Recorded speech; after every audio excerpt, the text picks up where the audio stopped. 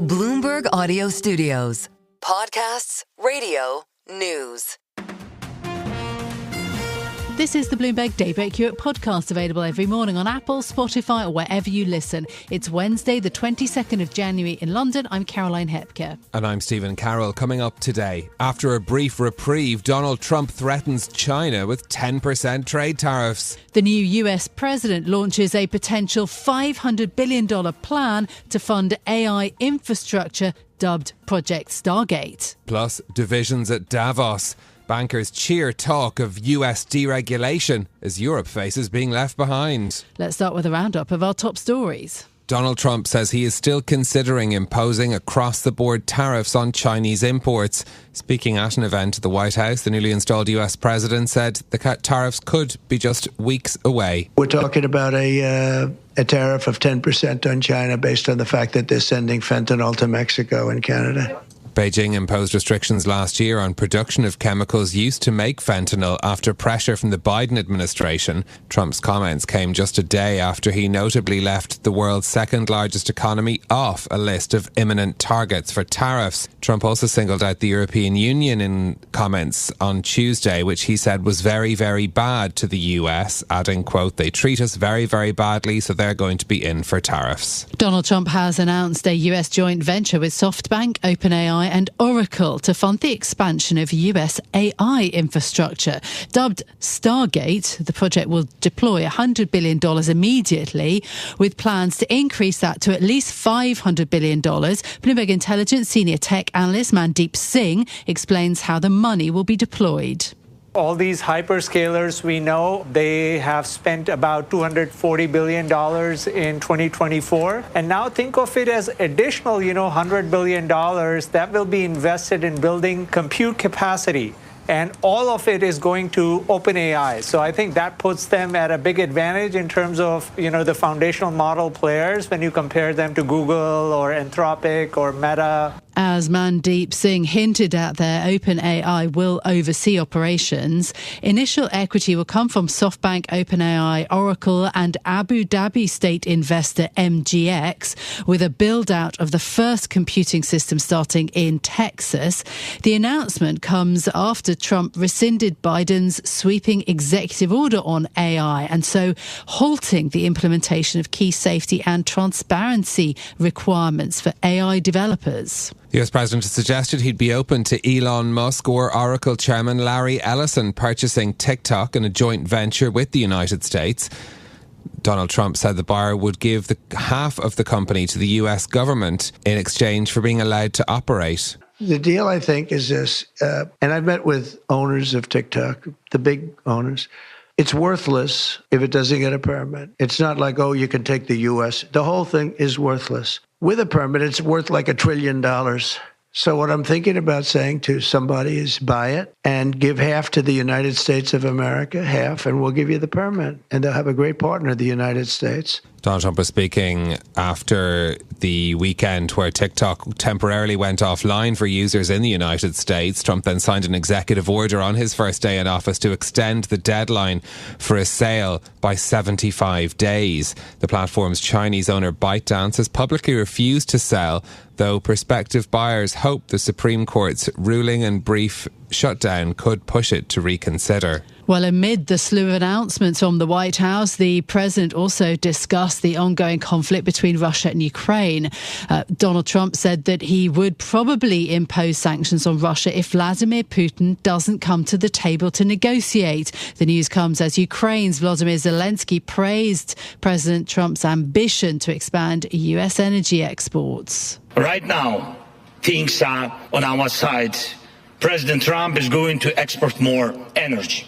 But Europe needs to step up and do more long-term work to secure real energy independence. You can't keep buying gas from Moscow while also expecting security guarantees, help and backup from the Americans. That's just wrong. Ukrainian President Volodymyr Zelensky speaking there at the annual meeting of the World Economic Forum in Davos. He went on to refer to the US as an indispensable ally and called on Europe to become more self-reliant and develop its industry. Netflix has reported its biggest quarterly increase in subscribers in its history. The streaming giant added nearly 19 million customers in the last 3 months of 2024.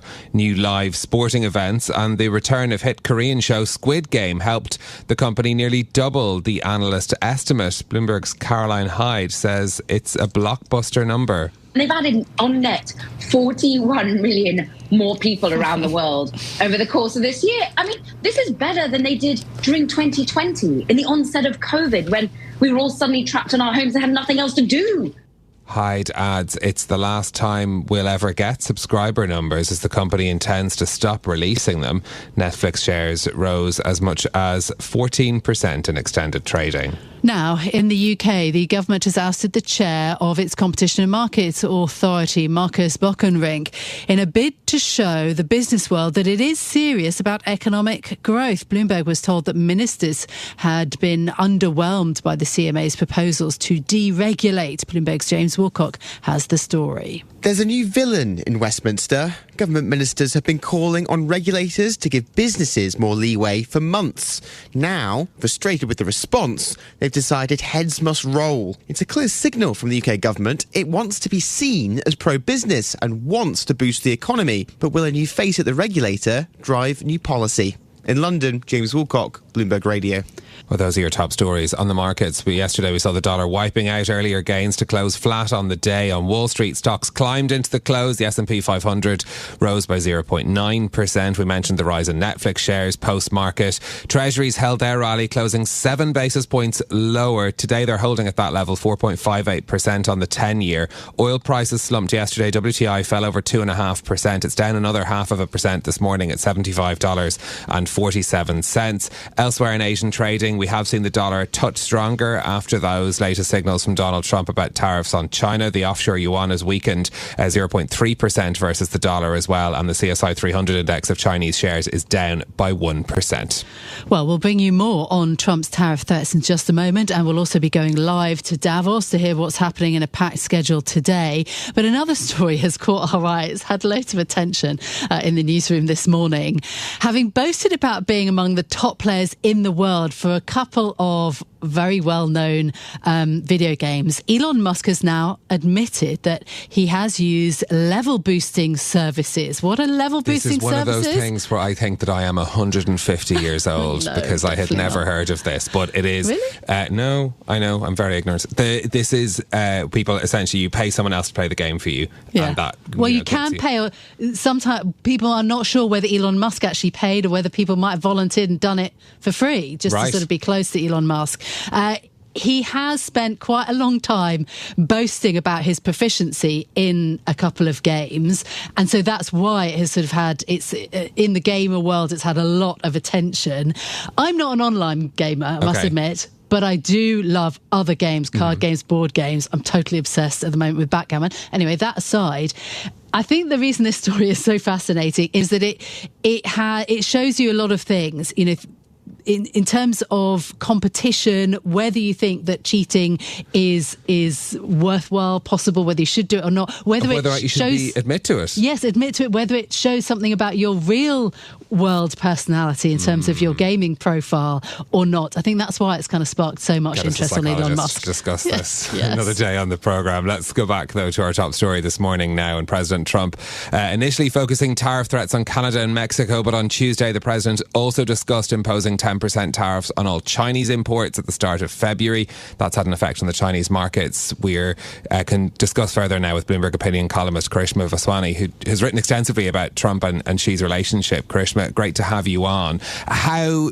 does China view the threat of tariffs, which now seem to be materialising under Donald Trump? Well, to put it simply, they don't want them. They've talked in the past about how this is being viewed as a way to pressure the Chinese economy. But more than that, they have consistently said, even during the Biden administration and, of course, during the first Trump administration, that the U.S. is out to keep China down. And what they mean by that is there is a growing sense amongst the Chinese establishment that the United States is not happy watching China's rise rise, neither in terms of economic strength, but also in terms of its influence, particularly in this part of the world, in the Indo-Pacific.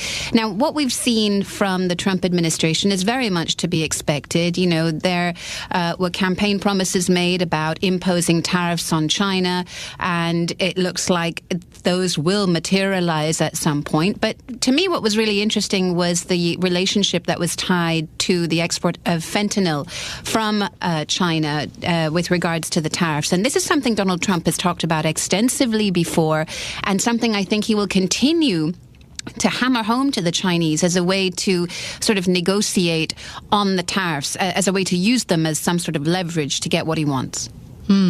Yes, indeed. I mean, Trump has criticised China's failure to curb those fentanyl exports to the US. I mean, obviously the fentanyl crisis has led to so many US deaths. Does he have a point? Yes, Caroline, he definitely has a point. I think it's worth looking back in history for this, and just to remind our audiences that in 2022, I believe, more than 100,000 Americans died as a result of drug overdoses, most of them due to fentanyl, which is a highly addictive drug. And interestingly, I found this statistic, or rather this piece of research, really interesting. I've written about it before for Bloomberg Opinion, but a Pew Research Center study into voter concerns published in February ahead of the election found that over half of the people surveyed prioritized reducing the availability of illegal drugs over reducing the budget deficit and improving the job market. And that just goes to show how important an issue this is for American voters. And I think that is at the heart of why you're seeing Donald Trump saying, look, we need to stop these exports of fentanyl from China. He's said it before.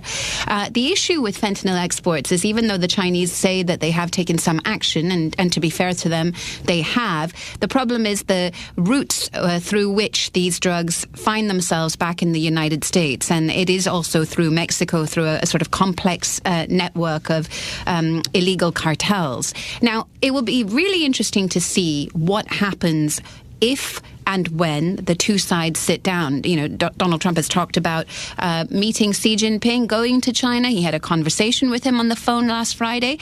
And I wouldn't be surprised if this is at the top of the agenda as a way to say, look, crack down on the fentanyl trade seriously and realistically, because it really matters to my constituents. And then we can discuss tariffs and trade. Krishma, I was also reading your latest piece about Taiwan and how Taiwan to be thinking about Donald Trump as president. I mean, is there an opportunity here for the island? Yes and no. I've just been in Taipei for the last week, and it was really interesting to me talking to a variety of people from across the political as well as the business sector. And I think it's fair to say that most people are very concerned about a Trump presidency, partly because they simply don't know what to expect. Now, Taiwan, of course, has depended on the United States for its security. China claims it as its own and has threatened to take it by force, if not through peaceful means.